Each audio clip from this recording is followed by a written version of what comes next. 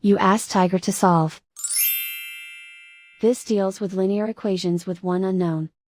The final result is x equals 10 over 51. Let's solve it step by step. Simplify the expression. Expand the parentheses. Multiply the coefficients. Simplify the arithmetic. Combine like terms. Group all constants on the right side of the equation. Add 30 to both sides.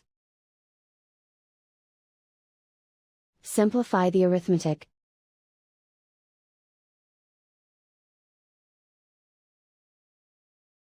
Isolate the x. Divide both sides by 153. Simplify the fraction. Find the greatest common factor of the numerator and denominator. Factor out and cancel the greatest common factor.